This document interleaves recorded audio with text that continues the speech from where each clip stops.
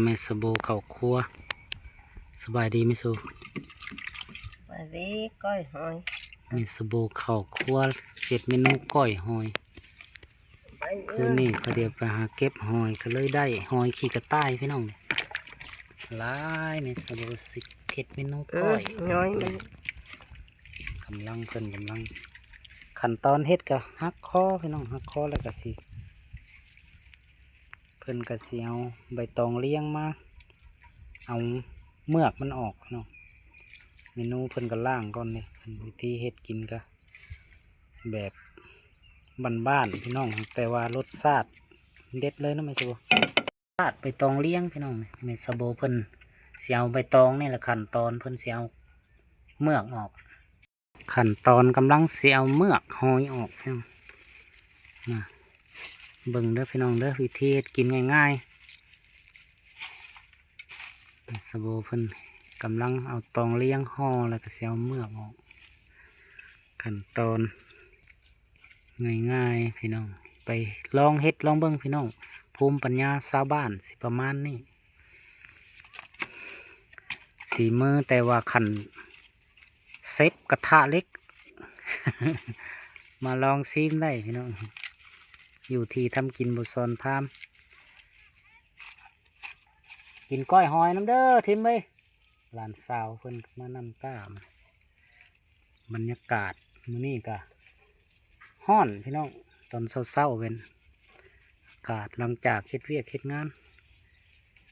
เครื่องปรุงเครื่องนั่นก็เตรียมไว้แล้วพี่น้องเลยปีสิก้อยสิปียังบ่แล้วยังบ่เสร็จขั้นตอนพี่น้องมีสโบเพิ่นกำลังกะเตรียมถามเมือกมันออกแล้วมันสิบกข้าวพี่น้องเมือกออกขยี้ขยำแบบนั้นนี่มันสิเมือกออกเลยสิบกข้าวรสชาตินี่ถือว่าโอเคเพราะว่าโบซอนพามเคยลองสีมือแม่สโบมาแล้ว เข้มกระจา บุเข้มกระจางเพิ่นน่ะแล้วแหละพี่น้องเด้เมือกกับบุมีและบาดนี้สิได้ปรุงรสสโบสิซับปีแล้วก็เครื่องหอม เอามา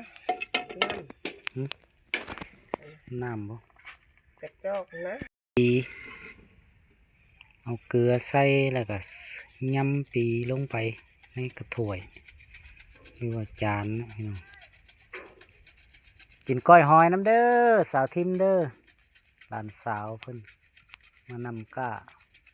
เพิ่นบ่อึดของกินดอกพอเพิ่นก้านปูก้านปลาก้านกบก้านเขียดทางนี้กินหอยเถ่าเลย บรรยากาศซิว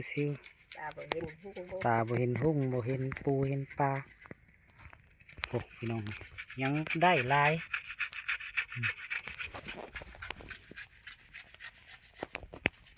กำลังซับปีอยู่พี่น้องบรรยากาศยามเช้าๆเมสโบเข้าครัวพี่น้องรอบที่ทั้งกินบุษรพามกับเขียวสุ่มด้วยต้นกล้วยยางปลาพี่น้องมาแวะเวียนเยี่ยมยามได้พี่น้องหมักเพชรฤดูกาลนี่ก็ซื้อซอยได้เด้อพี่น้องหมักเพชรหมักยังปลูกตามร่องยางพี่น้องหน่อยฤดูกาลหมักแตงหมักนั่นสิได้อัปเดตให้พี่ให้น้องเบิ้งอยู่ตลอดพี่น้องที่ชีวิตบ้านๆอยู่บ้านนอกขอกหน้าบรรยากาศดีพี่น้องผมมียังรบกวนแต่ก็อยู่แบบธรรมชาติพี่น้องห่างจากตัวเมือง21 ลัก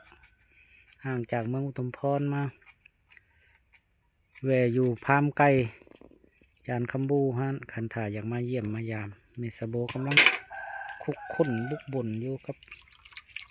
เห็ดกินใส่ครอบใส่ครัวพี่น้องสักหน่อยแล้วเสร็จสิได้ไปเอามักเพชรก่อนพี่น้องบันให้เมสโบซุปก่อนไปเอามักเพชรก่อนเลยเด้อเอาจาก10 มาพอได้กัดมาเก็บเอามักเพชรมากินกับก้อยหอย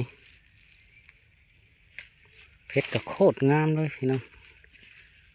เพชรปลูกธรรมชาติพี่น้องที่ขั้นตอนปลูกเพชรนี่กับบ ได้ยุ่งยากเจือนพ่นแล้วก็เอาเบี้ยมาใส่มีแต่เสียหญ้าใส่พุ่นพรวนดินพี่น้อง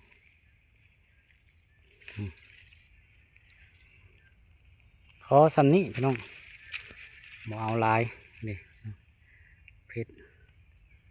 หากเริ่มเป็นฝนตกลงมาอย่างปลาก็ยังบ่ได้ถึงขวบต้นเด็กสโก้เดินทางต่อพี่น้องไปกินก้อยหอยนะก็ไก่ฮอดบอนอยู่บอนผักบอนเศร้าเลยพี่น้องหอมด้วยต้นกล้วยต้นอ้อยพี่น้องอยู่แบบซิวๆบ้านนอกของนาพี่น้องตาลพี่น้องโอ้ตาลลูกตาลพี่น้องโอ้ไม่ยังเฮ้ยห้อง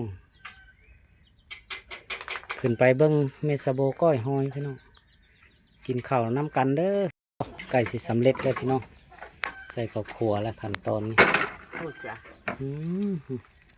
แซ่บโลดมันนี่พี่น้องมาเด้อ เรื่องของหน้าลูก เพิ่มรสชาติมาพี่น้องนะ เอามาให้ในหม้อนะ มันไปไข่ทุกตัว ในเนื้อเอามาเอามา น้องแก้วอุ้ยครับป้าใหญ่ขึ้นมาครับกำลังเดินทางมาเดินน้องไข่ขึ้นแก้วอุ้ยเป็นหาเห็ดปวกออกเลยพี่น้องก้อยหอยป้าใหญ่มาจับเสาน้ำโพอยู่โพกระจอกนี่ เอามาที่ลูก โอ้ยหอยกินกันก้อยหอย จักน้ำไปเลย แซ่บๆนี่เลย